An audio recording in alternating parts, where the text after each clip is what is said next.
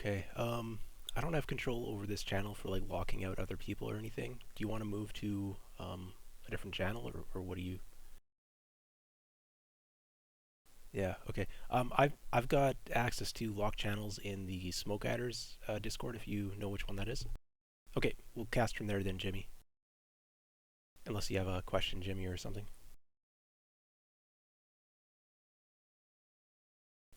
Yeah, I can do that. It's on a 5 minute delay, so the stream won't show up for another 4 minutes or something. But I'll throw one into both here and CDU. Yeah.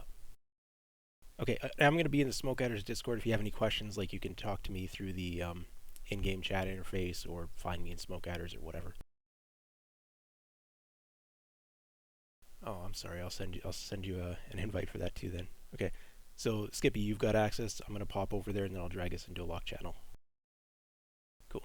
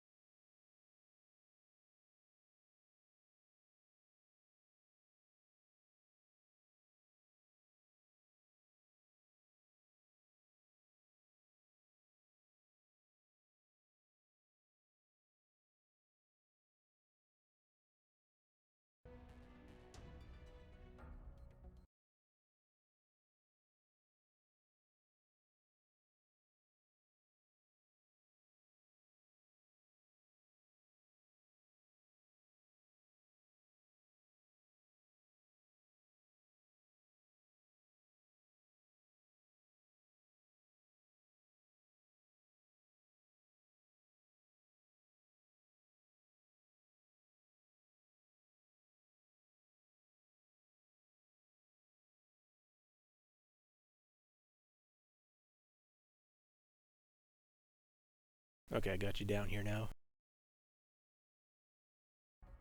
Just need to get my links out to people, and then I think we'll start focusing on casting.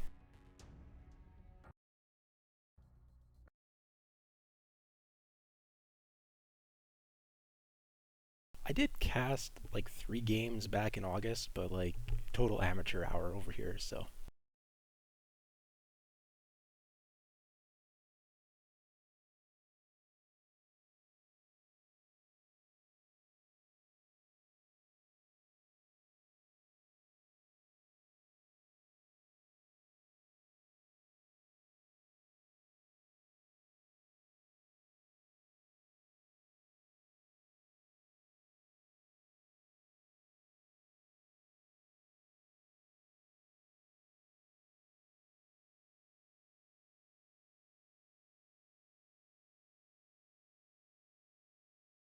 Yeah, I got an invite yet too, and I'm like, no, I got to decline.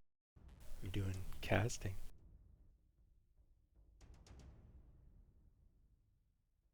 All right. Yeah. Oh, I need to turn on your Discord VoIP. Right now, nothing's coming through. Hold on one sec. Yeah, into my mix. And then I'm gonna record just off on the side, and then basically I'm gonna give my video just to whoever. I'll give it to Black Tech. And I told Black Tech he can give it to Jimmy and stuff, and just from my viewpoint of what they see, which will be different than the stream, right? Because we Yep. each have our own camera.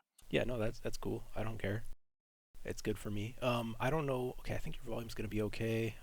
Is it? You think? I Hopefully. hope so. I know mine comes through rather low. Maybe you could just give me a little sample here. Yeah, I'll give you any sample you want. Okay, I'm gonna give you Wait, a don't take that little. too far. I'm gonna drop you down like maybe 10%, I think. Okay. And then people yell at me to turn it up 20% or whatever. Oh yeah. But this should be fun. I mean, at least these are two teams that know each other.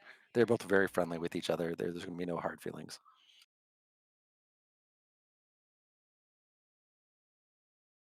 All right, here we're starting. I don't remember. I haven't read the rule set yet, but I believe this is a light drop, like light Yes, this is the tonnage. lighter drop. This is the lightest of all the drops. Okay, So you're going to see speed, you're going to see shooting, and hopefully a lot of killing. they're doing conquest. Should this be domination? I haven't read the rules. I'm It gonna should assume be they're doing it conquest. right. It should be a 3 cap. Yep. Okay, cool. Back in the day, we used to have domination on the light drops, but Yep. Which hopefully you will not see them do any caps. You will only see killing because that's typically what this is.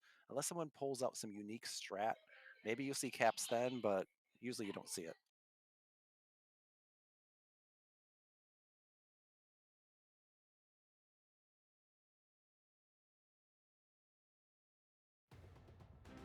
Alright, music, so the drop ships are coming in.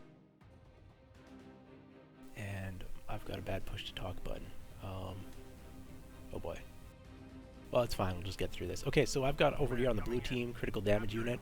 We're seeing Crusaders, Javelins, those are machine gun Javelins, Phoenix Hawk, another Phoenix Hawk, one's going to be small pulse, the other I'm not sure, I'll check it, and then a fire starter, which will be small pulse. On the Sabres side, we have Blackjacks, Crab of all things, and Phoenix Hawk and Firestarter. Firestarter should be favorite of many people. Yeah, so one, the Phoenix Hawk is small pulse, the other is Snubnose PPC with small lasers, okay? And we're almost getting to the fight here already, so I'm going to try to pull up into a decent camera location.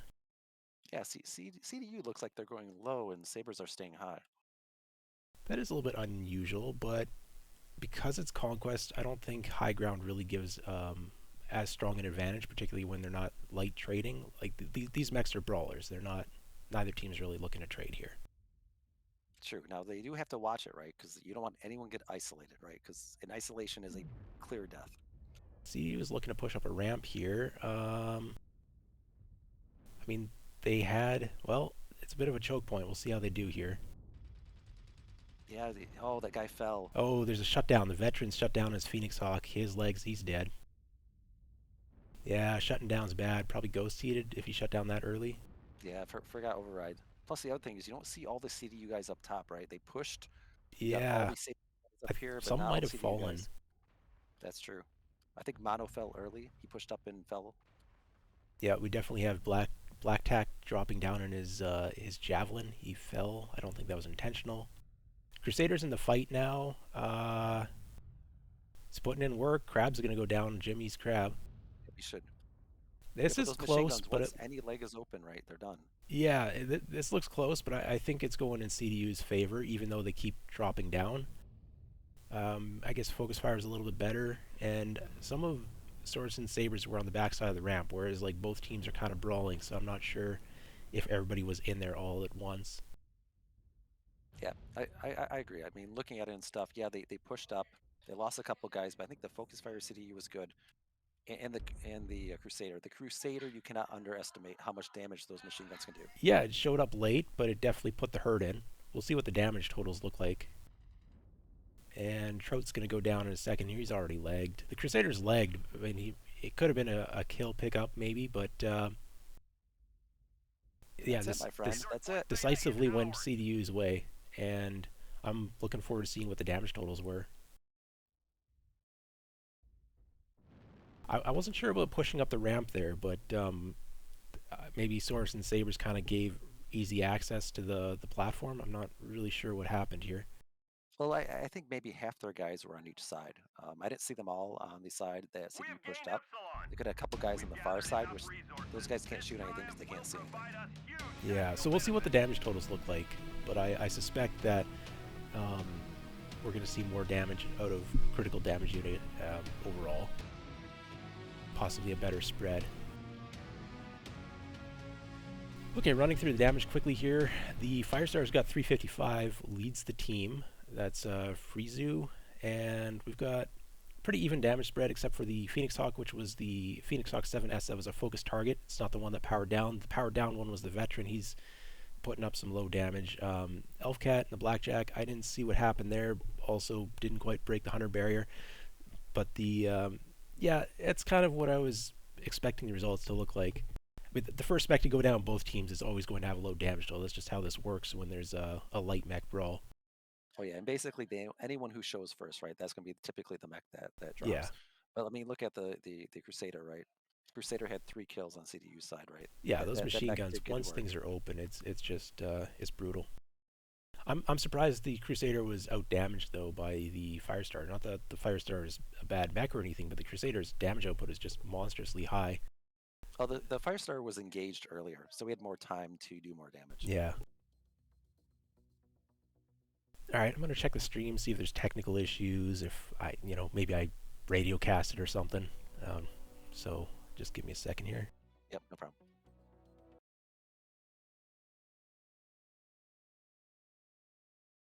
Make sure that you're actually coming through. That's the one I'm mostly concerned about.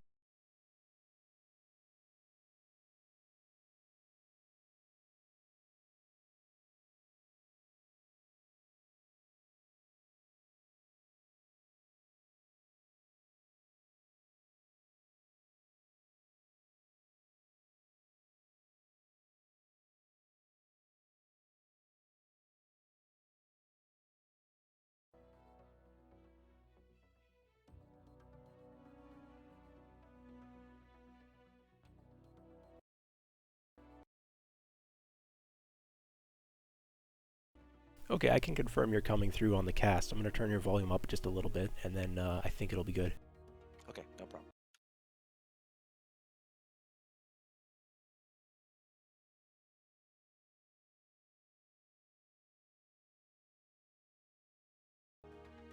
Alright, trying to, figure out how to do this casting thing. It's good that I have a warm-up here with the Scrim before the real thing starts.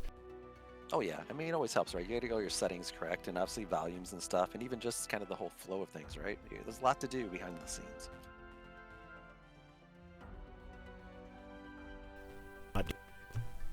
I'm not doing overlays or anything, but yeah, there is still a little bit of work to do. Fortunately, I'm not running the lobby today, letting the teams do that, because I don't know the rulebook yet. I need to read that soon. I mean, there's a lot in there, but luckily, the Aces Wild guys have not changed a whole lot through over the years. So if you're used to how it used to be, there's really not that many updates. So I guess we should just run through the basics of this. ISC is Intersphere Coalition. It's run by Aces Wild. They've been doing it for a number of years. This is probably season 5 or maybe even season 6. I think it's season 5. I think it's 5 also. Yep, I agree. It's Intersphere only mechs. There's no clan mechs allowed. They're allowing 1 hero mech per drop. So it's a 5 drop match, and you can have 1 hero mech on each drop. There is a chassis limit of 3 mechs of a specific chassis per the entire match. So if you use 3 fire stars on drop 1, you can't use any 3 fire starters. You can't use any more fire stars for the rest of the match. If you space them out across 3 different drops, you can use, a fire starter in drop 1, drop 2, drop 3, but then not in drop 4 or drop 5. And there's a tonnage limit, and I don't know the tonnage limits, but we're going to be playing Conquest with an incrementing tonnage limit. So the earliest drop is the lightest drop. We saw it was mostly mediums and lights, and they're all brawling because that's how medium and light drops kind of just end up going. As the tonnage goes up, we're going to maybe see some range trading. We're going to see more heavies, more... I'm assuming there's going to be assaults in the last drop. I don't know the tonnages here, but typically there are. It's a nice, fun little tournament, a little bit casual, depending on your division and how hard your team wants to try. It's been fun. Yep. I've played like 2 or 3 different ISCs by now, I think. I played several also, but just to add to what you said, right? The tonnages are 250 for the first one, 360 for the next 2, and for the final 2, it's 420. So yes, we are going to see some assault mechs. I mean, I can't imagine anyone not bringing assault mechs. I mean, Yeah. they're big, they're fun, they're stoppy, people love them.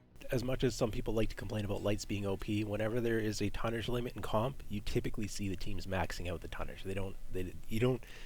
There are tournaments with minimum tonnages listed. I very rarely see that ever be relevant, though. Oh, so true. And you are correct. Typically, if you do see it, it's on a very cap-friendly type, tournament. While this one, with only 3 caps, you really can't get enough cap points. I mean, it'd be very rare if you see anyone going for caps. At the higher and middle divisions, I think I've seen some ISC games go to caps, but it is very rare. Yes. Yep. I think it'd be on the big maps, right, where it's really difficult to get to the cap points. Yeah, the caps don't really exist as a win condition as much as a method of forcing engagements. And by having 3 different cap areas, the teams can't dictate that their opponents come to 1 cap. Like, I've played a 1 cap tournament in the past, played on some really funky areas of the maps. It's kind of fun, but whichever team got on the cap point first, the other team had to push. With 3 cap Conquest, there's a little bit more rotations available. You can just, if there's a really strong defensive position around the 1 cap, the opposing team has it, you can go grab the other 2 caps. It's a good tournament. I do like this format. Oh yes, this is, I think, many people's favorites. Teams are just readying up here. It looks like they've got their appropriate tonnage, and just wait for the final lock here.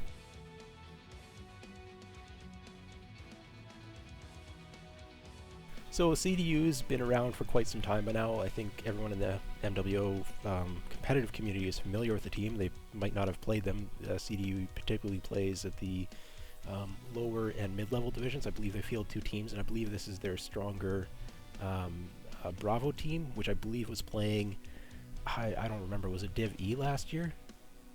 I do not recall, but It kind of was, as you mentioned, I mean, the thing about CDU is a lot of people know them and stuff, but the thing that a lot of people don't know is they actually have some really decent players. They have some really good yeah, players that I don't think people realize. The thing is they're very casual. So they typically don't have the team strats and that kind of teamwork thing worked out. But it's a very good place for people to start, get involved, and start being proactive and to participate in comp. yeah. CDU Bravo has definitely been showing that they can hang outside of the lower divisions, the mid divisions. And like Brenta and Ravi, I've played with them in the past. They're reasonably skilled players. They've got an idea of what they're doing. They're trying to form their team around dedicated strats. The team's been together for a while, and they've definitely shown improvement. And we've got a TSLL tag on there as well. Michael Hasek, I'm very familiar with the name. A mid-level divisional player in the competitive community for a while. Source and Saber's a little bit newer.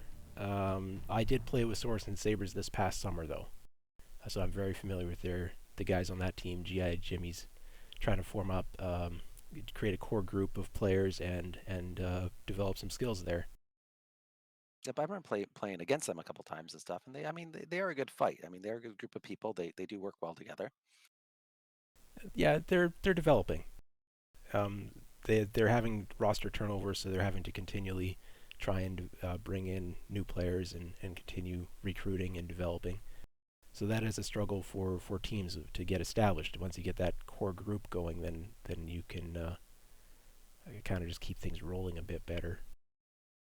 So we'll see what happens here. I think that this is um, probably CDU would be favored here, but we don't know the divisional seedings yet. We're going to be finding that out in a couple of weeks when ISC starts here. I mean, probably this week the announcement will be made for divisions.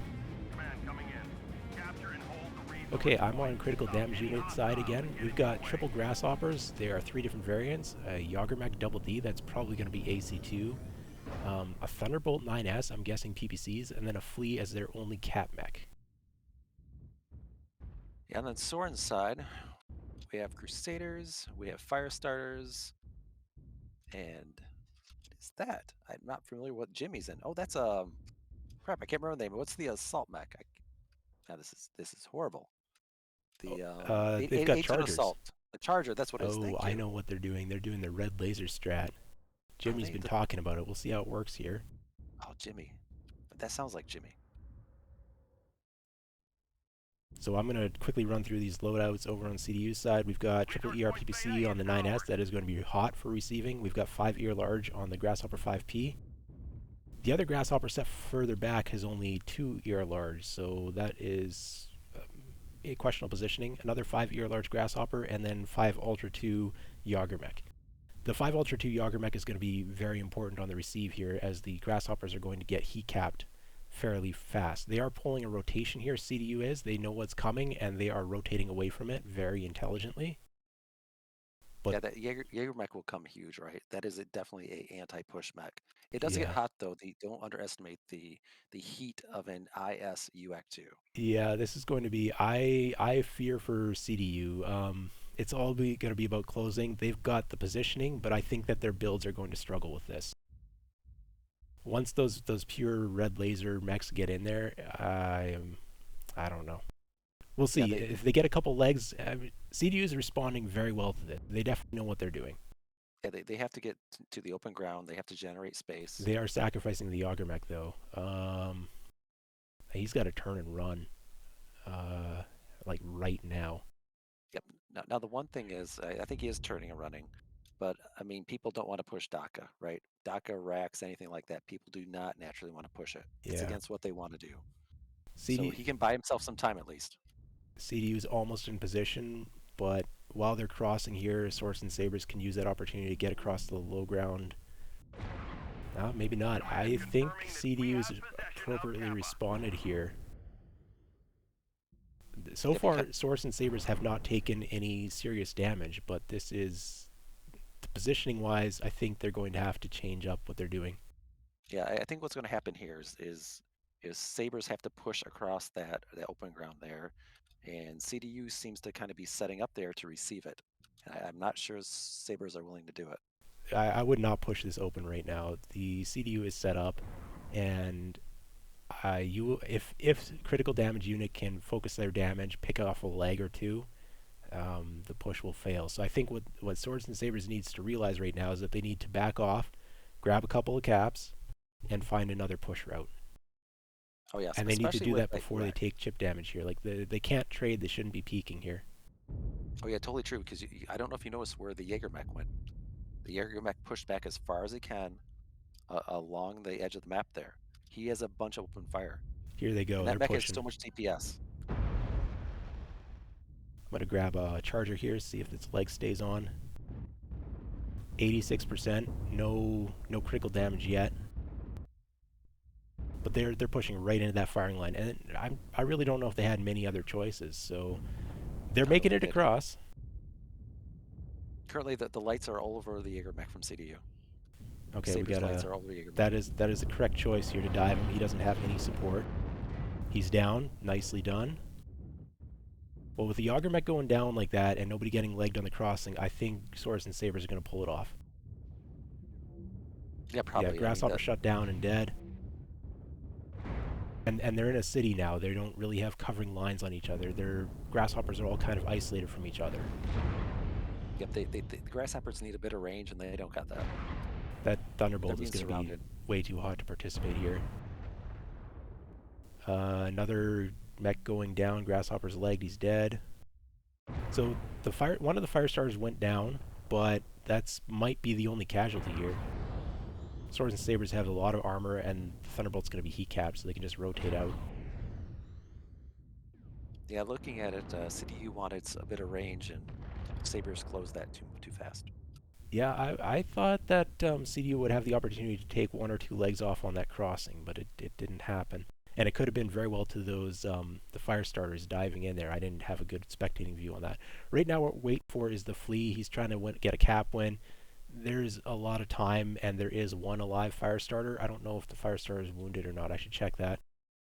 Jimmy's, but the Chargers and Crusaders probably can't keep up with the Flea anyway. So it's going to be about this the fire starter if he can catch the Flea. Or yeah, and the fire star is super fresh. It's an alpha, right? What's on the alpha? His leg is open on that fire starter, so there's a chance the Flea could pick that leg off. 8 small pulse. That is not a build I'm familiar with, though. Oh, 8 small pulse is amazing. Oh, sorry. Yeah, sorry. I was thinking of Flea build. I'm like, 8 small pulse on a Flea. How do you do that? No, it's a fire starter. Yeah, no, I'm familiar with that fire starter. I've played that fire starter. Yeah, the fire starter is amazing. But here, I mean, what you have is the Sabers can hold the 2 caps. They don't need to do anything else. They can just hold the 2. They don't need to risk the fire starter. It would be a miracle. Bretta's running away, but it would be a miracle for the Flea to pull this off. And I don't think 1 cap is enough. I think the Flea very much needs still the. Well, I don't know. I can't do the math here, but I'm assuming they still need a 2 cap. And there's no way the Flea's going to be able to do that. I mean, 8 minutes. If he can pick the leg off on the fire starter, isolate and kill. I know one of the Chargers is legged.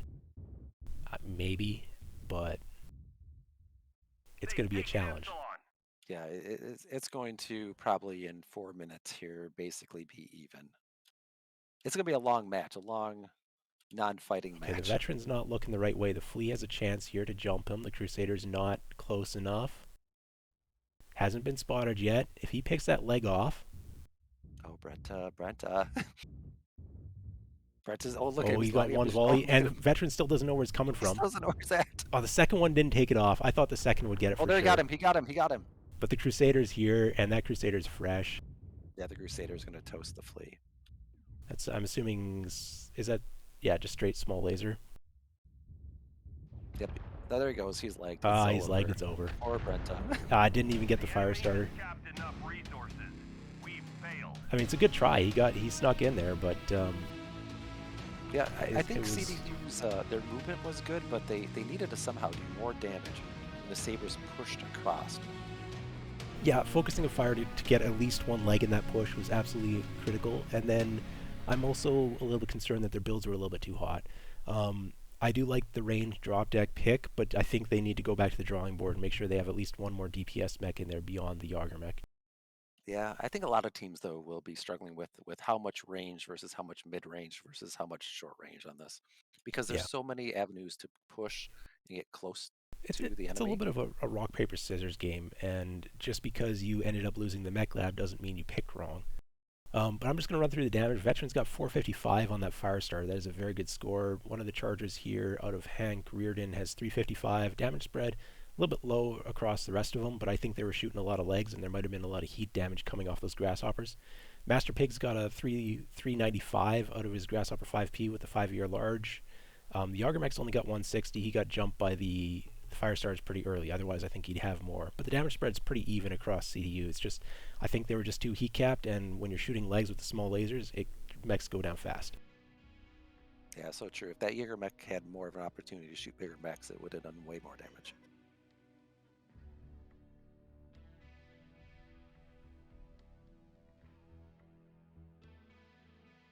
So now they're switching sides, and we do this all over again. Okay, are we running through the same maps, or are they doing different maps? No, I believe they're doing the week 1 right through everything.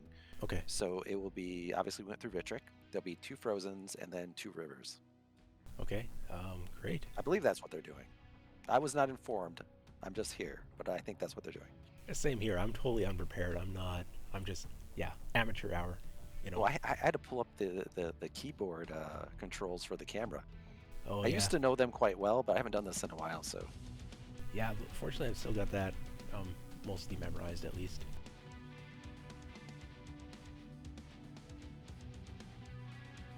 But I do like, it's always amazing to see what different teams come up with, right? I mean, between the mechs and the pathing to get to the enemy, or say the not pathing to hold your own ground, right? It's always really interesting to see what people do and how they react and what their plan is.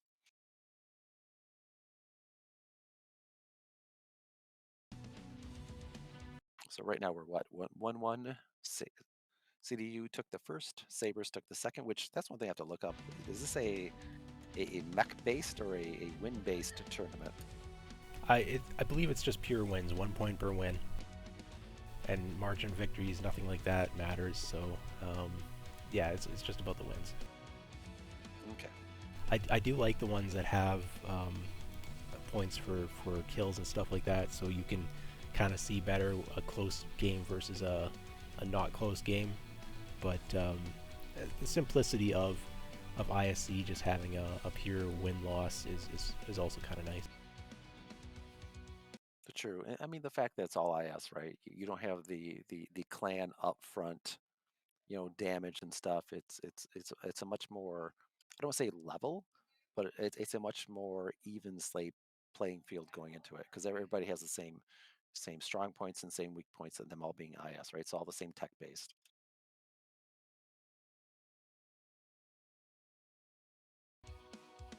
Yeah, it does change the meta having only inner sphere mechs. You see more brawling. The range isn't quite there.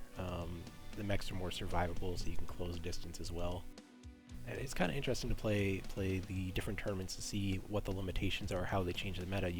Smaller tournaments also tend to end up being more brawly, like the Tournament of Stars, which was a clan only 5v5. That ended up also being fairly brawly, even though it's clan mechs, which typically have the range advantage, just because the 5v5 format leads to, like, the fewer mechs in a drop, the more likely that brawling is going to succeed. You don't have as many mechs shooting at legs when they're trying to cross through the open. That's kind of the general consensus on things. So an 8v8 is probably going to be range. A 5v5 is definitely going to be brawl. And then when you narrow it down to IS only, then also you expect to see more brawl than in a mixed tech tournament or a clan only tournament. Oh yeah.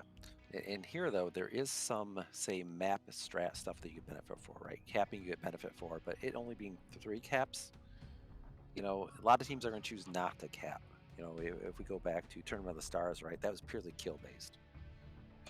I think some of these other tournaments that we have where you do use the 5 cap, definitely the teams can play more map strat type stuff and less kill. But I think here, as you mentioned, right, this would be more brawl. IS typically is shorter range, more structure, more up close damage. Yeah. So TOS, you didn't want to win by objective because it was mostly about the mech kills. There were some games that went to objective there, but that was unusual circumstances. Those games still also had large number of kills. So here, I'm not expecting to see very many cap wins through this ISC tournament. It's possible that we'll see some, but even in the cap wins, I'm expecting that it's going to be a couple crippled mechs running around desperately trying to get the last cap points, as opposed to like, you know, a team bringing a bunch of light mechs and just running around the map the entire time. I definitely expect to see a lot of fighting, a lot of mechs dying in this league. The leagues are designed to encourage engagement and action. Oh yes. Now the thing is that given the probably the div that these teams will be in, I'm curious if we will see anything really creative, right? Or any meme type stuff, right? We saw that Mr. Bear years back brought like racks, an all rack deck, right? He does theme stuff. I wonder if we'll see that out of these teams. Well, I mean, okay, we got the small laser drop, but we're not considering that as something unusual because small lasers are in the meta right now.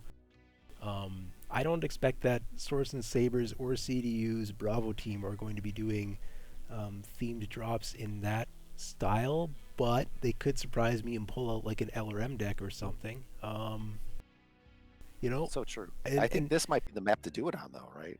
I mean, Frozen City has a lot of open ground. Yeah, and even if they decide to do an alternative strat like that, they might not pull it out in a scrim. Like, they might wait until an actual counts for something match. So true. But then, as you mentioned at the beginning, right, we don't know which div these guys will be in. They might be in the same div. They might be in different divs. We don't know. Yeah, there's a lot of information I don't know yet at this point. This is proving to be relatively close. So that could indicate they're in the same div. I know Swords and Sabers has been improving. Jimmy's been recruiting heavily and trying to train, and I expect CDU's training as well.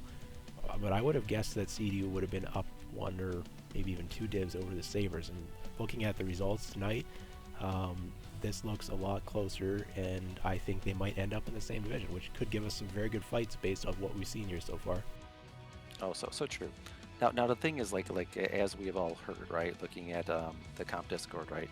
When they see people, it's not only they look at the Jarl's score people. That's kind of a basic indication, but they also look at the comp status of each individual player and stuff. They look at possibly team makeup and stuff. They try to look at other factors also, other than just Jarl's, for where they'll seat them. And I've seen many teams where they had a much lower Jarls, but they were able to punch much higher because of their teamwork, because of the coordination, because of some of the coaching they had. Yeah, and this is going to be the third competitive league that Swords and Sabers have played in, I believe. I believe TOS was their first, and then they did Worlds, and now they're doing ISC. So CDU Bravo's been around for longer. They've probably played, I would guess like around 5 competitive leagues by now. And CDU as a unit has been playing for longer than that in competitive. But yeah, they're definitely giving us a good fight today. I don't know how these drops are going to go. So far, it's 1-1. Yep, and the other thing is that the comp scene has been expanding, throughout the years and stuff. I think last year for ISC, I think we had 34 teams, I think, and I think this year we're up to 37 already, with I think 2 days left to sign up. I believe signups close in 1 or 2 days. I don't know what the UTC time on that would be. If you are not on a team and you want to play comp, like right now, this is your final warning. Go find a team, right? Or form a team, but maybe join a team instead of form a team. Or if you have a unit that plays on a casual basis and you're vaguely interested in comp, like this is a divisional comp, if you are a brand new unit who's never played comp before, you're going to get thrown in the bottom division with other brand new units who have never played comp before. So you don't have to be scared about running into JGX. You're not gonna have to do that the same way that it could happen when you're playing in the World's Comp queue, for instance. Teams are going to be seeded with appropriate competition here, as best as the organizers can do. And yes, the comp scene has been growing the past number of years. And I think that has to do a lot with the work that the NWO comp community has been putting in with organizing and hosting out of a single server and just providing a consistent baseline for all the different competitive tournaments and letting people even know that they exist. In the past, there's been competitive tournaments that weren't very well. It was difficult to find the information that they were occurring, and some teams perhaps missed out on that. So if anyone's interested, the NWO comp server. Oh, and I messed up my camera. No, not your camera. No. I remember there's a fix for this, but I don't remember what it is.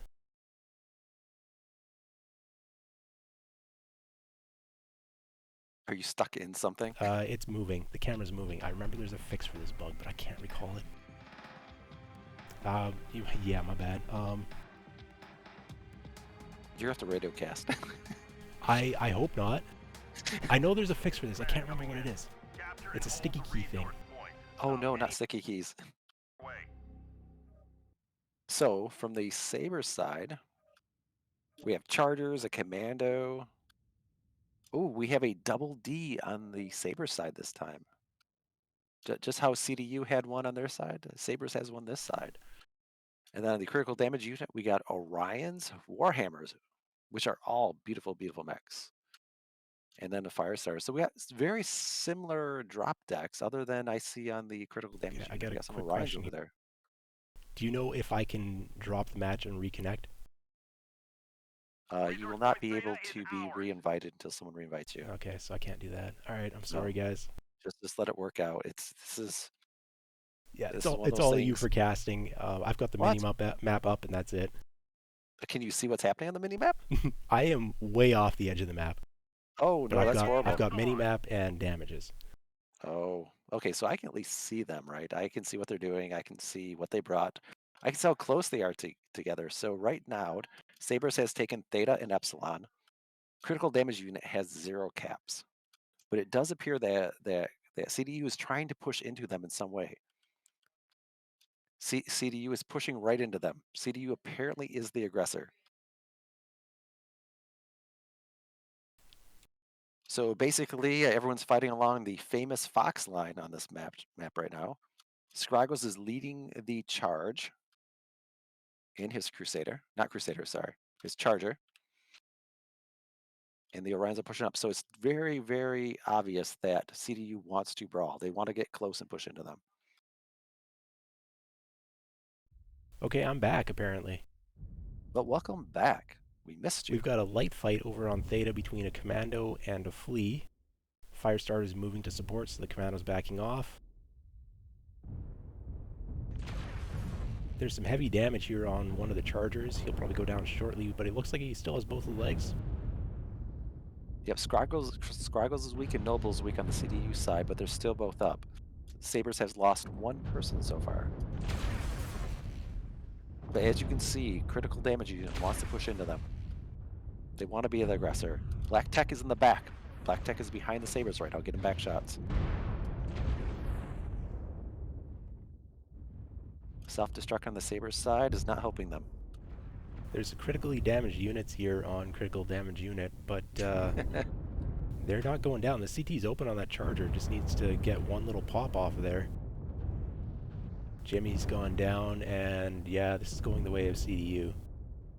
Yep, they were definitely the aggressors. They brought the shorter range deck, which is typically always hard, right? I mean, typically when you have to react to what the other team's doing, you're typically slower to react, typically slower to re-engage. That's probably what happened here. We just have a Commando running down around at the end, which is the traditional way of Commandos. Yep, the Commando's always left. He's lagged. He'll go down now. Oh yeah. Still, I believe that Commandos have broken hitboxes. I think no one will argue that. That is still one of the most structurally sound mechs because of how it splashes damage everywhere. My proudest comp moment is the time that I lagged a Commando early in a match. I mean, that's the only way to take them down. Oh yeah, but the previous week, playing against the same team, I had chased that thing around for literally a minute without dealing any significant damage. And then the rematch a week later, I took its leg off right at the start. That was, I mean, it feels like just fluky luck, but that is my proudest comp moment. Oh yeah, I It's mean, just so hard to kill a commando. it is, and that's why so many times you'll see a commando just buzz into a group of the enemy mechs, and they'll like escape with no damage taken. Because for one, they're fast, they're hard to hit. When you hit them, because of their say messed up hitboxes, you don't know if they're even going to take any damage. Yeah. Okay, sorry guys, I missed the start of that fight. Kind of got there a little bit toward the end. Damage spread is pretty even both teams though. We've got some 400s, a little bit lower on swords and sabers. Not sure what happened because I wasn't there to see it, but that's kind of the difference is that the critical damage unit, there's one mech with a 257, multiple mechs with 400 or right near it, whereas on swords and sabers you've got a couple in the 150 range. So yeah, decent spread, couple of kills. It took a little bit too long for the one charger to go down after it was open CT, and that's maybe just an awareness of which targets are weak, and we'll see. I know Jimmy's been working on that with swords and sabers, trying to improve the communication and damage calling, which looks like CDU is doing pretty well in that brawl. And that might just be an experience thing, difference between the two teams. So we'll see how if that. I mean, looking at the damage on that critical damage unit had a whole bunch of heavily wounded mechs, so that was still a close drop. That is what a close drop looks like, even though it's 4 mechs alive at the end. Um, a lot of them were walking wounded, and the way that MechWarrior Online works with the removing a target early removes the damage from it. It's a very snowbally game, particularly in brawls. So that was a close match still. Yep, as you mentioned, right? Having open mech and stuff, like if you don't find it and target it right, that mech can stay up for a while and still do damage upon you. So that was probably a key thing there is maybe those mechs, Scribbles and stuff with the open CT, maybe he wasn't frontline anymore, and Jimmy's group had issues trying to find him. Looks like we have a bunch of disconnects on the Saber side. What's happening here? Probably rotating pilots would be my guess. Jimmy's still in there, so he's probably just pulling pilots in and out. Yeah, but there's the actual disconnect. Yeah, if you quit out of a match before it finishes, if you get killed early or whatever, then it'll disconnect you from the lobby. So they might be doing mech lab stuff, or maybe they know they're out of the next drop. Didn't stick around totally to watch the very end or whatever. Sometimes you see that with people who need to mech lab between drops. Is they'll, as soon as they're killed, they'll drop out and start mech labbing so they get back in. We'll wait here. If there is a problem, then I'm sure that Jimmy or Trout, seeing as they're still connected, will let us know. Yep. But as you previously mentioned, I mean, these 3 drops we've seen so far have been relatively close. I mean, has not been a stomp from either side. So it's been good fights so far. We've also seen no shenanigans so far. I want to see shenanigans, but none so far. Yeah, each team took a push deck versus a range deck on Frozen City. They didn't end up doing range versus range or brawl versus brawl, so that's, interesting. Yeah, but now we move to River City. And River City is a very interesting map. Partially because you have Team 1 side and Team 2 side. It's very, very different. The team that has the airport side has the possibility to easily receive. So if you're a Team 2 push brawl deck and you want to push the other team into the airport, that could go horribly wrong for you. Airport is a very strong range position, but this league is using a different cap, so the airport does not have a cap point in it. And so the cap points are possibly going to force teams out of the airport if a team elects to try to hide up there and the opposing team declines to push. And they can use the caps to try and, like, Theta's exposed to the airport. That could be difficult to cap while the airport's shooting at it, but you could grab, I believe it's Kappa that's over on the water side, kind of near the ship, and then there is the upper city cap as well, so you could grab those two. Even though they're heavily spread, you could force movement with that. Yep, I think we're going to see the fight over Theta. I think was it Team One, which I think is the airport side, right? You're going to see them easily grab. I think it's Kappa right on the bottom of the map, and then the heavier mechs are going to grab. I think Epsilon for Team Two, and I think the fight's going to be over who holds Theta, and whoever holds Theta, I think, is going to dictate who pushes who. Very true. And I know Theta can be difficult to grab as a light mech on this map. There's a lot of angles that can kind of, there is some cover with the rocks, but there are a lot of angles I can see in there to just get a scratch with an ER large laser or something. It's a dangerous position to try and get as a light mech. True, but then as like we've talked before, right? Typically in this tournament, you're not going to see a lot of cap strats, right? I mean, it can help to force the enemy to do something else, but I'm really curious. I think these guys are just going to push across the water and brawl it out. I think that's what's going to happen. I think that's what we're going to see. I would not be at all I would not be at all surprised to see them brawling.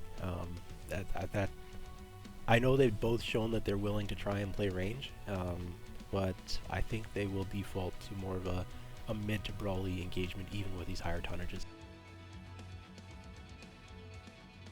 Yeah, but I'm really kind of curious at you know the div levels that these teams are going to play at. What mechs are they going to bring though? Like they're going to brawl, right? But are they going to bring Annies? Are they going to try to bring something faster? I'm not I'm really expecting kind of curious. Annihilators, and Swords and Sabers already used up most, if not all, their chargers, so I don't know. Like, are we going to see Banshees or Battlemasters, Stalkers? Stalkers might be a thing. Stalkers have good hitboxes. They can do a lot of damage, close range and long range. That might be Yeah. that might be a key mech there. Stalkers Also, are we've seen very Orions. strong. Orions have been used up already, I think, on CDU side, which Orions are beautiful brawl mechs. Everybody's got a Stalker 5S from playing in Worlds comp queue there, so I think we're gonna see Stalkers on one of these drops, but I don't know what they're gonna be doing with those Stalkers. I'm thinking possibly more of a less of an ER large, maybe more of an LPL or large laser build, maybe. True. Now typically the 5S, right? That's typically the range stalker, right? Yeah. There are other ones that do the mid range, large pulse laser ER mead. Yeah, I would laser definitely found it much better. I would definitely take the 7D for an LPL ER Mead build over the 5S, but just because lower divisions teams, there's sometimes mech availability issues. They do all have a Stalker 5S, or most of them, or half of them, or something. So maybe we'll see not meta builds for the chassis, just in order to be able to bring Stalkers. I don't know what to expect here. I mean, personally, I would love to see the Stalker 4N. I mean, the Stalker 4N with the 6 large lasers, that thing can do a ton of damage at mid range. I mean, the fact that it gets a HSL of +1 for standard large lasers, that mech can do a ton of damage. Yeah, I prefer the 7D personally, but I haven't really played the 4N much as of late, and I know recently I ran around a corner and there was a Stalker 4N there, and I thought I could just, fight him, and he puts all six standard large lasers all on one side torso mech, blows out the XL engine, I'm dead, and I'm like, well, wow, that is a big pinpoint damage burst. It's not a lot of range. I think it's around a 450 optimal. But they don't have to stagger fire that, so you need to twist it as soon as they start firing, or that is going to just blow through a torso. Oh yeah, it's clearly the benefit of that mech, and the stalkers are beautiful because they have so many variances that you can do with. Obviously, most of them are all missile and energy weapon, right? You do have the misery, which does have a ballistic, but from energy and missile standpoint, I mean, they carry a lot of hard points, many hard points, and they have super good hitboxes. Yeah, I'm a big fan of Stalkers. I would like to see a Victor. A Victor to me is like the underdog. The Victor is a mech that can do really good, but nobody ever thinks about it. Every now and then you have some soul who says, "Hey, we should play a Victor." And they play it and it works out. But to me, a Victor is like this underdog mech, and they're fast. They have good armor. They can do good damage. They have good quirks. I think the Victor and also the Zeus. The Zeus is another mech I'd like to see more of. I'm expecting to see teams pop out the Zeus at the upper divisions for this league. But with the Victor, the hero has some very interesting pop-tarting quirks. So I think that's definitely a possibility, but I don't know if these teams are going to be looking to range trade pop-tart.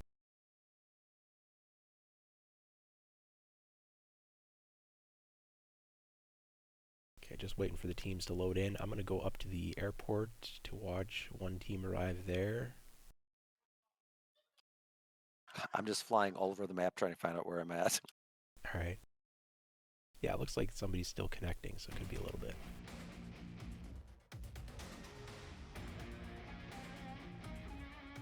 Apparently I'm off the map right now. Oh no. I'm coming back. I'm coming back. Command coming in. Capture and hold the resource point. Stop any hostiles that get in your way. Alright, we've got Banshees, Maulers, Roughnecks, an Enforcer, and a single Locust as the only fast mech. And that is off of Swords and Sabers. I'm just going to pull up some builds here if you want to start running through. Oh, CDU. Stalker. Stalker. We have the misery. The misery has showed up. And we have an Atlas. Oh, Atlas DDC. Ooh, brilliant. They've taken Epsilon. Okay, I've So got ER Peeps and AC2 off of Swords and Sabers here. LBX5 with, that's an interesting build. So they're doing range, AC2s, light PPC, ER Peep, that type of thing. And CDU appears to be doing Brawl. The misery is Brawl. The misery is Snubs and AC20s. Okay, so they need to get into range then. It's going to be a lot of pressure on this Locust here to stay alive and try to get at least another... Deny Theta here is going on. That's pretty well done. But that's a Locust versus a Javelin. That's play smart, you know? Yep, look at what CDU's doing. Sabers have a couple guys up in the airport still. CDU is pushing straight across the water. So here, Sabers should probably back up. They need to have the overwatch of their people up in airport. Yeah, this is pure brawl. Yeah, but now they get to the critical point. Is CDU going to stall in that corner? They're waiting for the big boys. They're going to go right as soon as these big boys arrive. It looks like they're not slowing down. Oh yes, I am very, very excited that someone brought an Atlas. I think we need to see more Atlases. I love the Atlas, but in a tonnage-based league, I'm not sure how much a role it has. The very good UAV here from presumably Trout's Locust. It's going to be detecting the push as they're moving. I mean, Swords and Sabers already know they're coming, but getting that information as to what might be weak or wounded is very nice as well. So true, but the thing is that since CDU has now pushed into the city, right? The Sabers have very limited sight lines on them. There is pathing that CDU can actually get relatively close to them, get to that ramp there. But, so I don't think the Sabers will have many lines upon them. Plus, it looks like the Sabers are backing up. So CDU might have a clear path to get up into airport. That Roughneck needs to get back up. He probably dropped accidentally. Or he needs to move towards the bridge.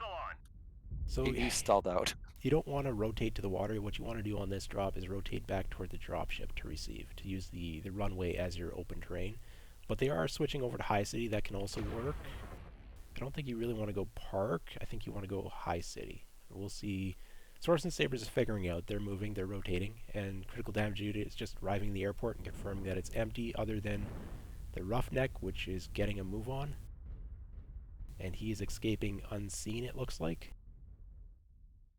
I'm curious if the reason why Sabers did not push into the back into the spawn point airport is because maybe they feel they don't have enough DPS to be able to fight off the push/brawl deck that Critical Damage Unit brought. I think they have the DPS. There's a lot of AC2s. I think the bigger reason is that they're worried about being too far from the caps.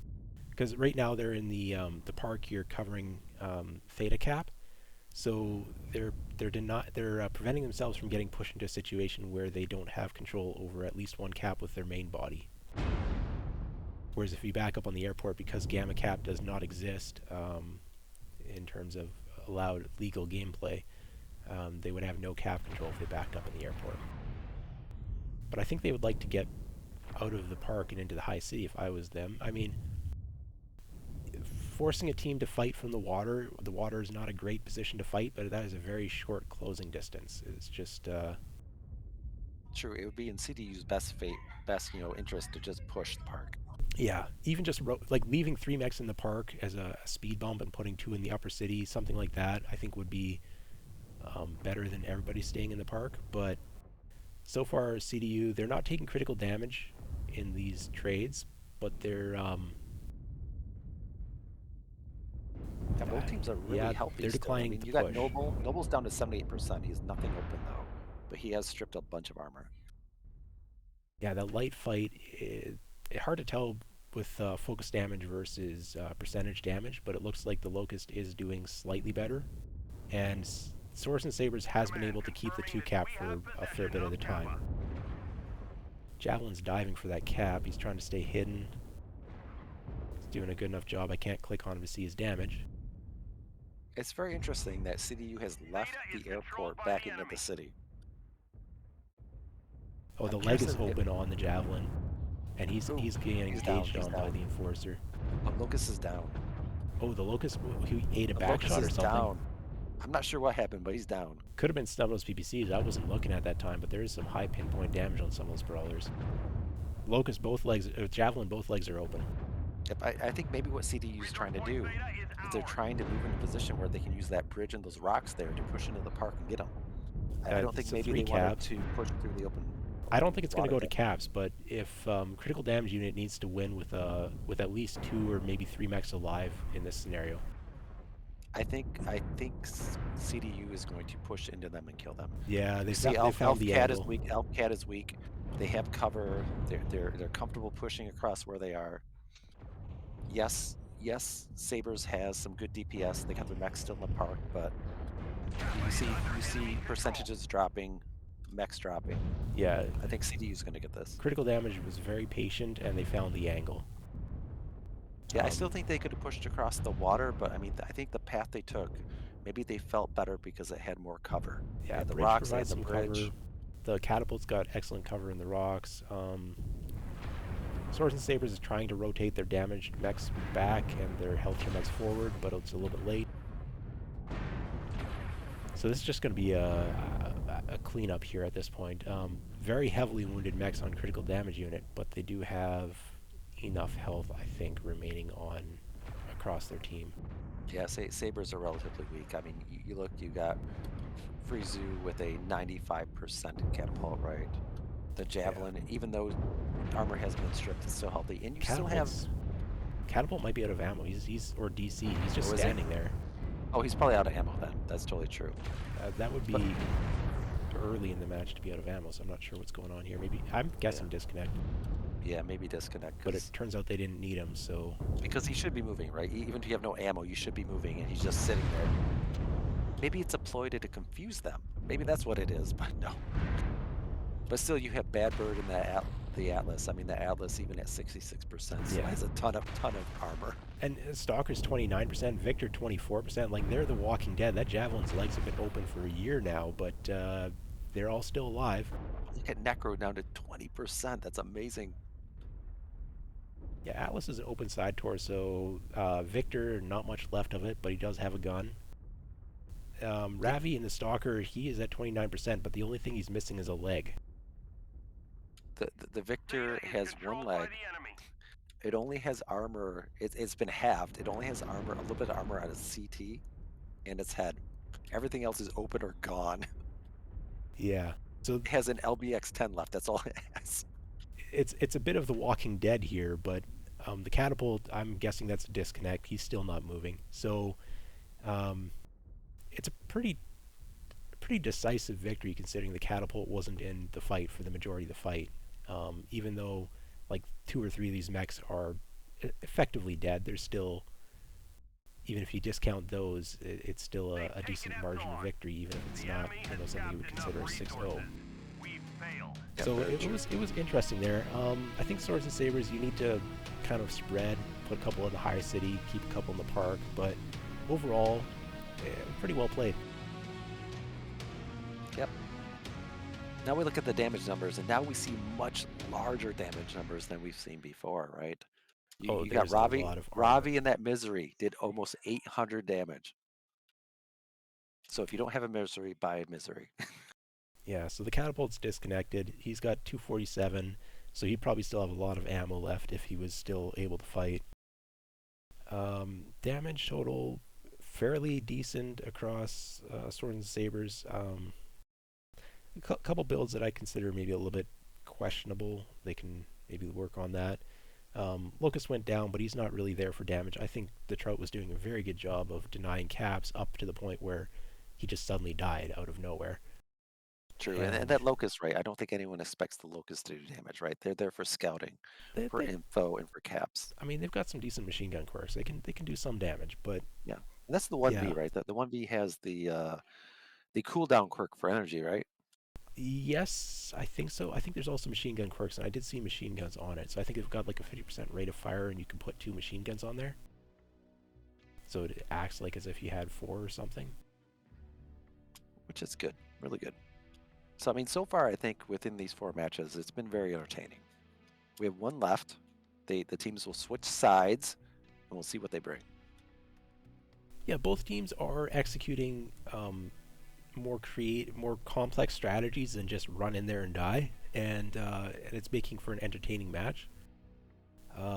They're attempting to play the receive style versus a brawl, and it hasn't been working out. I believe the receive team has lost every single time they've tried it so far, and 3 out of 3, you know. But they're relatively close. It's minor adjustments to positioning and builds, I think, that could very well flip that narrative. So true, so true. That's a lot of games are like that, right? A lot of matches are like that. And I have said that this was probably the most decisive win out of all the ones we've seen so far. But I think the teams really need to focus on what is their strat, right? What are they doing, and then stick to that. And the other thing is you have to come with alternates, right? If a team does A, right, what am I going to do B? And think about if the team does not react how you want them to, what are you going to do? Because that's a lot of cases how teams can pull stuff out, right? If they have a reaction that they know they're going to do if a team does something, that way they don't get flat-footed, right? Yeah. They don't get rolled, right? They have a reaction for what the enemy does. So I think many of these teams need to think about that and say, if the team does not what I want them to, the enemy team, what am I going to do? I think they have done that. It looks to me like they do have a reactive plan once they've scouted out what the opposing team is bringing. They do make the rotation with their team across the chasm in Frozen City, or out of the airport and into across the water on River City. So they're making the rotations. I'm very impressed by how well they're pulling the rotations, but they don't have it dialed in exactly where they want to move towards, or they stop moving once they reach a destination. They don't keep doing a rolling cover kind of movement and spreading where they have good firing lines. So they are, I think they have a basic reactionary strat. If they're brawling, we're going to cross. If they're brawling, we're going to pull back to these grid locations. It's just they need to work a little bit more on coordinating and individual pilots understanding how the strat is supposed to play out, and how they're supposed to react within the team's overall reaction. I've actually been fairly impressed here with the movement of the teams reacting to the brawl pushes from both critical damage unit and swords and sabers. I think they have been practicing on that. Oh, so true, so true. And to me, that's kind of the sign between a bottom division team and middle division team, is just having those reactions when you see what the opposing team is bringing. And so these teams, I'm guessing they're not going to be put in the bottom divisions based off of what I'm seeing here with their gameplay and their reactions. They are making those attempts at the more complex strats and the appropriate reactions.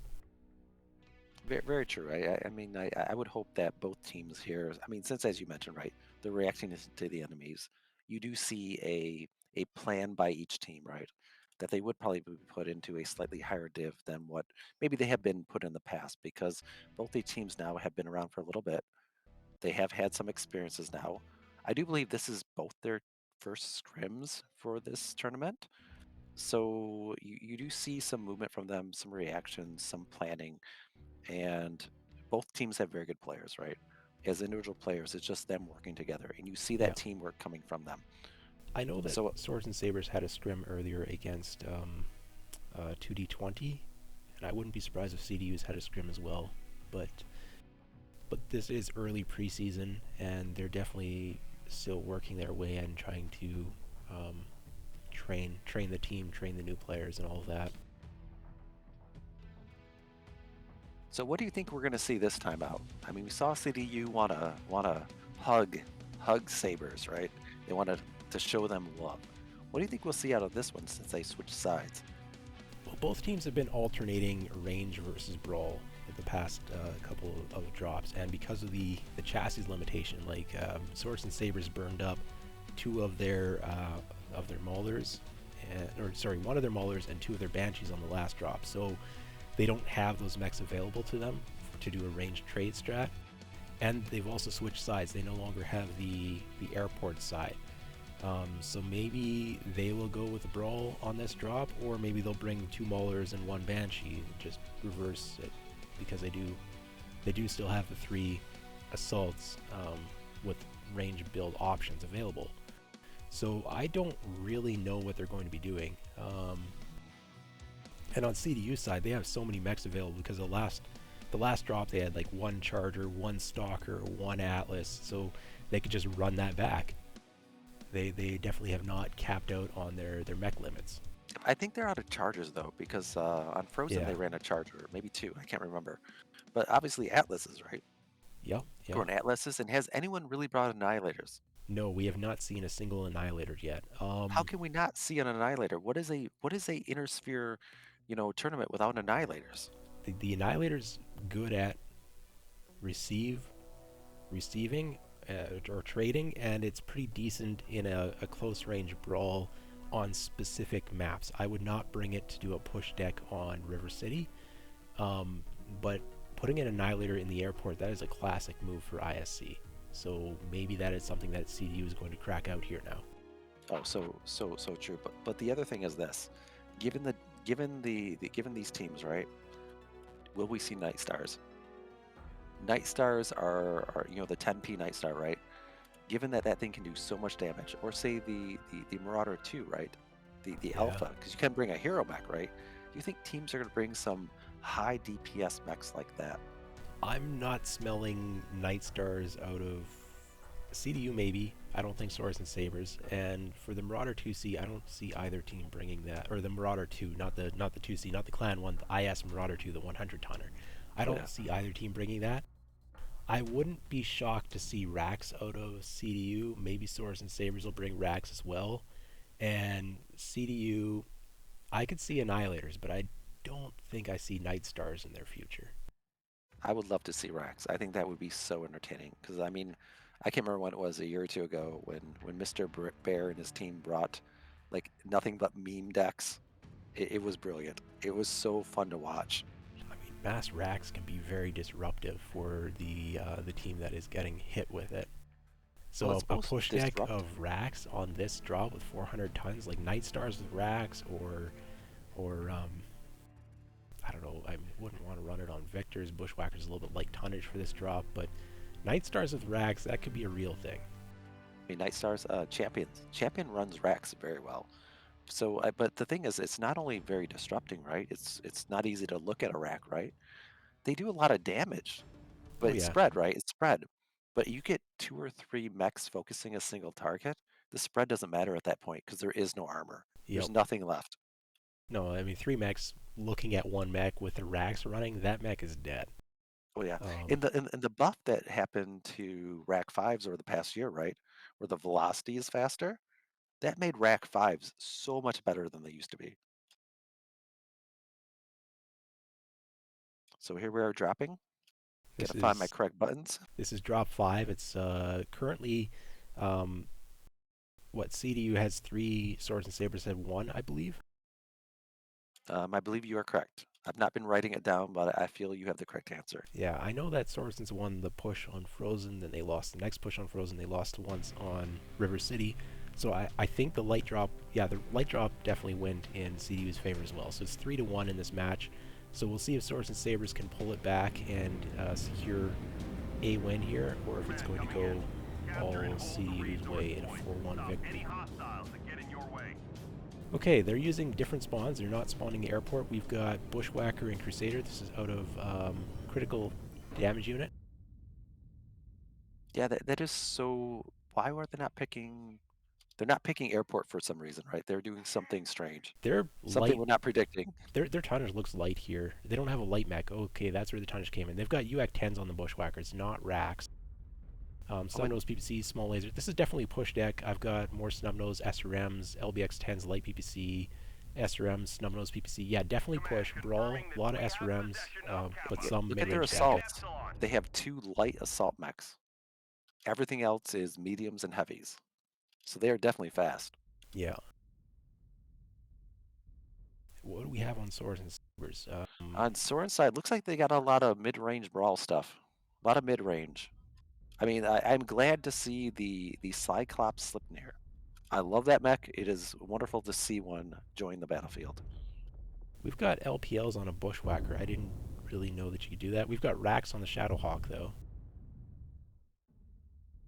So we do see some racks. LBX5s. Yep, Sabers seem like they gone just pure mid-range. I mean, you got a Cyclops with the Ultra 5s. But we got a couple guys pushing up there along the bridge. Definitely a receive deck out of Sorsons. They need to back off with their... they don't want to be in the front here with that Shadowhawk and Bushwhacker. Yeah, Alpha Mister is too close. Those guys need to back up. Start running, turn and run. Yep, they need the overwatch of the other guys. Oh, he's getting beat up. Bushwhacker's tanky, but oh no, he's turned back. Yeah, it is. Alright, so he's down shortly here. He's legged. Wait, here's a mech I never thought I'd see in comp. I love this mech with the Centurion SN90. He has the 2 LBX5s that fire at an insane rate. Yeah, I love that mech. I never thought I'd see that in comp. It's got insane quirks. I have not personally played it. The push is stalled here for critical damage unit. I don't know about this. Victor's taking heavy damage. There is so much DPS on the Sabres side. I'm curious if CDU is maybe not wanting to push them. There's so much DPS on the Sabres side. Neither team has a light mech, so the caps are going to be...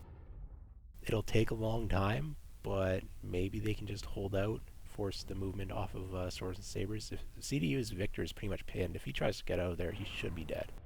Yeah, Necro is down to 52%. I mean, he's open.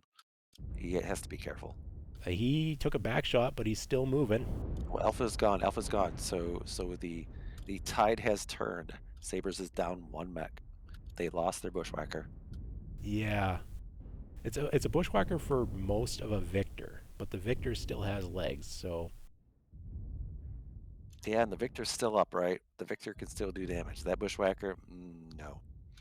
Percentages are pretty heavily in the Swords and Sabers' favor, though, but they'll have to find an engagement now. Yeah, I think the issue is CDU needs to be closer. Sabres has more range. They're pulling back to let the caps run, and then when... Probably they'll jump whoever tries to go for Theta, and the fastest mech that Swords and Sabers have is probably that Shadowhawk. Yeah, you're right there. I don't think the... Well, this Victor, 39%. Cherry red CT rear armor. He still has some front armor there. Oh, looks like Jimmy's going. Jimmy's going for it. Alright, so they're using the leader of their team in the Centurion. Centurion might be faster than Shadowhawk, I'm not sure. Lead by example. He's got to touch that and then bail out as soon as it turns red. Yep, just tip it. Just tip it. It's No, Jimmy, open. play further back. Jimmy, back. Here they come. Here they come. Jimmy, no. Run, Jimmy, run. Run, Jimmy. Oh, he didn't get it, though. He at least uncapped it. Yeah, uncapping's good enough, but now CDU is right there. CDU's going to be taking damage. That Shadowhawk needs to back up. Jimmy, run. Run, Robbie's Jimmy. going to destroy people. Robbie's going to destroy Jimmy. I don't think so. I think Jimmy's getting away. He's getting out of range.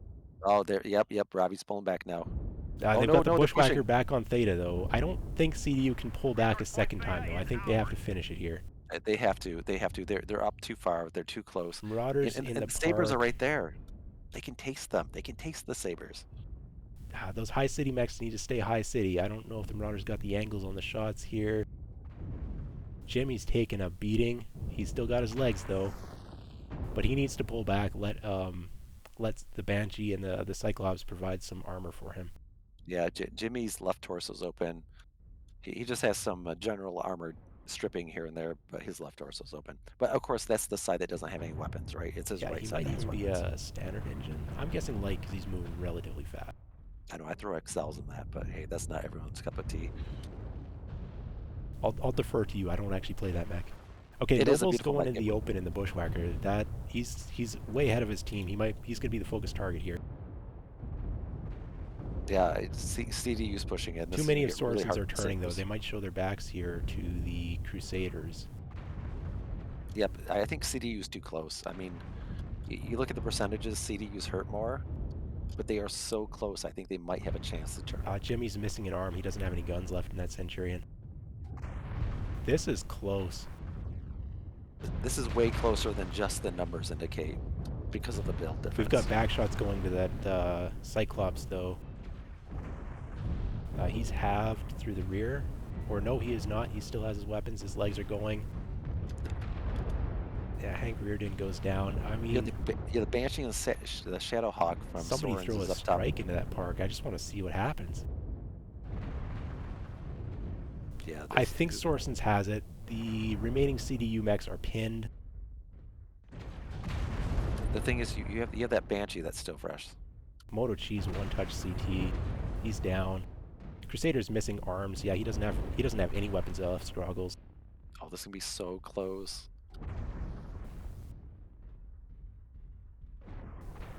Necro's Victor is still up on CDU side. He might be out of ammo though. He took so much damage at the beginning. Yeah, and he might have lost his ammo components. This is. Oh, he's down now. Yeah, this is Ravi's the only one. Yeah, Ravi's got 2 Stumbles PPCs. That is all the weapons on their side. Jimmy's pushing him with a Banshee. Just manage your heat correctly. This should be a win for Source and Sabres. Yeah, that Banshee should be able to take him. It has so much more armor. It has good DPS. I mean, hitboxes aren't great, but there's a lot of structure and armor. Oh, he got hit in the head. What? Ravi's going for the headshots here with the Snuggles PPCs. One more hit, and that might be a win. Ravi, you sneaky fool, you. Beta is controlled by the enemy.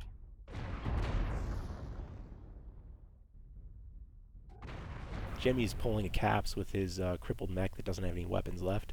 Oh, I see he wouldn't have got Theta, didn't he? Yeah, he should be going for Kappa, personally, I think. Ravi turned to kill the Marauder. That mech does not have any weapons, so I don't know about this. I mean, I'm surprised Scroggles and Ravi are still up, along with Jimmy. Yeah, there just isn't the heat capacity to kill Scroggles, though. Now he'll go down. I'm curious if Tolak is out of AC2s. Because I I don't see AC2 fire, because I'd be shooting AC2s nonstop here. Oh, yeah. He's just shooting PPCs. Yeah, he very well might be. There we go. That's the last kill. Enemy has capped enough That Wow, that was intense. failed. I wasn't sure how that was going to go. That was insanely close. And that headshot on the Banshee, I mean, just one more hit with the dual Snuggles PPCs probably would have been enough. Yeah, I thought when CDU got close, I thought CDU would have taken it, but the Sabres, they kept a couple guys up high, a couple guys down low. Oh, look at these And these damage people are- totals. It has to be huge. We've got because of all the- 1,300 on Tolak's Banshee, and we've got 1,282 on Ravi's Centurion. Wow, those are Yeah. huge numbers. I mean, Especially given it's only 6 mechs, right? yeah, Those are Tolak's huge got numbers. 4 kills to go with his 1,300. I mean, there are other players who have nice high damage. Elfcat double D'd because he got jumped on Theta, but we've got 700s, 500s. It's but those 2 players, you could see who were the last 2 standing in the cripple fight. But yeah, they were definitely busy. Yeah, and they weren't Definitely farming busy. damage either. They were definitely trying to land relevant damage there. They weren't picking off crippled mechs just for the fun of it. Oh yeah, and like bring in a Banshee, right? A Banshee can do good damage, but it has a giant CT. Yes, it has good, armor quirks and stuff with it, but that mech has a huge CT. Yeah. So the fact that he brought it, was able to stay alive, right, is a testament to how he piloted it. And taking the arms off the Crusaders, like we saw there were lots of mechs alive, and I was starting to cycle through there and see what was open on them, and I saw that Crusader has no arms. Crusader has no arms. So that might have been an intentional call to strip weapons off of there. So even though the mech totals are still in critical damage units' favor, they didn't really have their full complement of weaponry. True, they had mechs up, but not able to put the damage down. So this was super fun. It's always good doing this stuff, watching two teams duke it out. Yeah, this was a nice preview to ISC, and that was intense. To see two players pulling 1,200, 1,300 damage in a 6v6, that is something special. Oh yes. So Very this is nice. very nice of both these teams to allow us to do this. I know I was last minute. I've never done this before. I know you are working out the bugs and stuff, and so this was super fun. No, I'm definitely looking forward to casting a lot of the upcoming ISC games. If teams want a caster, I'm going to be figuring out what games I can cast. I'm also playing, so I won't always be available, but I want to do a number of games casting. So, Hey, and if you want, ping me and stuff. I might be available. I'm also playing. Yeah, okay. So when I'm not playing and you're not playing, maybe we'll do some co-casting. Oh yeah, it could be fun. I mean, obviously it's always better to have someone else to talk with Yeah. while going through this. And I obviously have never done this before, and you're working out the bugs here, so it's super fun. It's something that I think not only is entertaining for the casters, but I think it obviously brings more people into it. It gives people an opportunity to see what comp is all about, hear some of the commentary, and see what teams actually do in this. I mean, it's way different than quick play. It's nowhere near what faction play is, but it's definitely a very team-driven, strategy-driven version of MechWarrior Online.